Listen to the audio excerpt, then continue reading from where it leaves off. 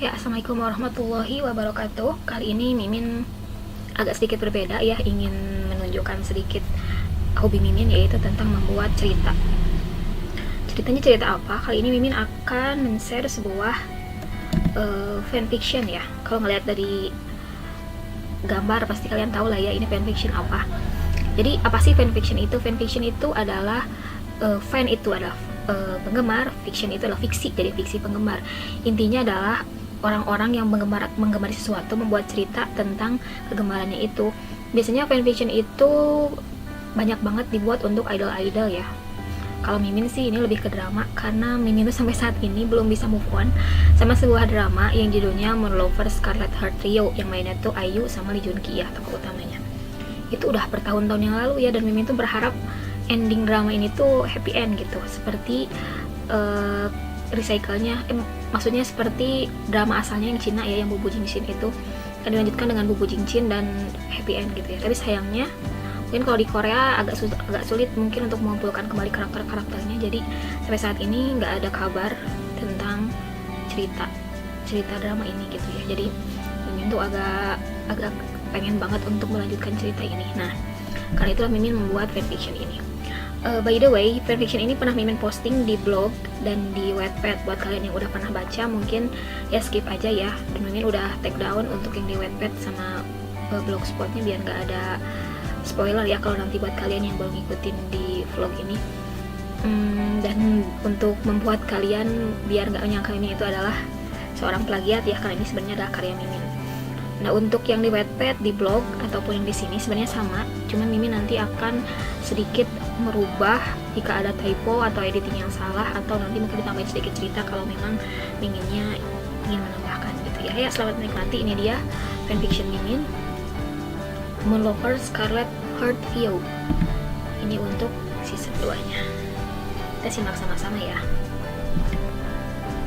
Chapter 1, I Will Find You. Aku akan menemukan kamu.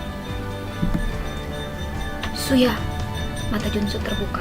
Bunyi monitor pendeteksi jantung terdengar memecah keheningan ruangan putih itu. Seorang perawat segera meninggalkan ruangan itu teriak, "Dokter!" Junsu mencoba mengatur napasnya yang terengah. Ia mengamati sekeliling ruangan yang berwarna putih. Ingatan-ingatan muncul di benaknya silih berganti. "Apa ini?" bisik hatinya.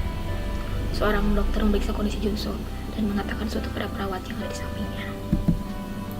"Tuan Junsu, Anda mengalami kecelakaan mobil beberapa hari yang lalu. Apakah Anda ingat?" Junsu menggeleng pelan dan sakit menjalar di sekujur tubuhnya. "Jangan khawatir, tidak ada masalah dengan tubuh Anda. Hanya saja wajah Anda tergores pecahan kaca mobil.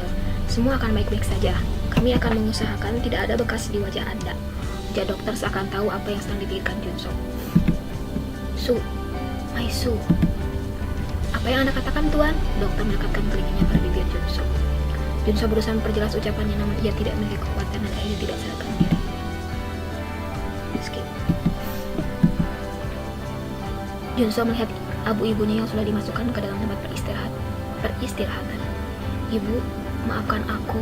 Kenapa hanya aku yang selamat?" Seorang pria tampan mendekati Junsu dan membungkukkan badannya sopan. "Bagaimana keadaan Anda, Tuan?" Junsu tak segera menjawab, hanya memandang asistennya itu dan melemparkan senyum. "Semua baik, Yuka. Hanya ini," jawab Junsu sambil memegang bekas luka di bawah matanya. "Aku tidak begitu mengingat. Apa yang terjadi?" "Anda sedang berjalan-jalan dengan nyonya saat tiba-tiba sebuah truk besar menghantam mobil Anda. Polisi masih menyelidiki kecelakaan tersebut. Juga, saya sudah menyewa detektif swasta untuk menyelidiki penyebab kecelakaan. Mungkin saja..." Hyuk tidak melanjutkan ucapannya seakan ia ragu melanjutkannya. "Lanjutkan," perintah Junsu. "Apa mungkin seseorang dendam pada Anda? Jujur saja, Anda dikenal sebagai seorang yang dingin dalam bisnis ini." "Apa salah yang aku lakukan? Aku hanya membeli perusahaan yang tak layak dan menjual kembali setelah meningkatkan value-nya. Bukankah itu pekerjaan kita? Kita adalah perusahaan investasi. Mungkin ada yang merasa tersakiti karena Anda membeli dan menjual perusahaan tanpa rasa bersalah." Junsu menyunggingkan senyumnya. Lebih mirip sebuah selingan kejam dan tatapan mata yang dingin. "Selidiki apa yang terjadi, laporkan apapun yang kau temukan."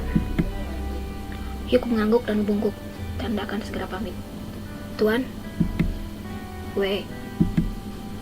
Aku mendengar Anda menyebutkan sebuah nama setelah sadar dari koma." Junsu mengerutkan dahi. "Aku? Mengatakan sesuatu? Apakah nama ibu?" "Saya rasa bukan, Tuan. Kalau tidak salah Anda menyebutkan nama Suya," begitu tersadar. Mohon maaf jika saya lancang, mungkin apakah Tuan sudah memiliki kekasih dan saya tidak tahu? Haha, ada-ada saja. Mungkin aku tidak terlalu sadar sehingga meneriakkan nama asal.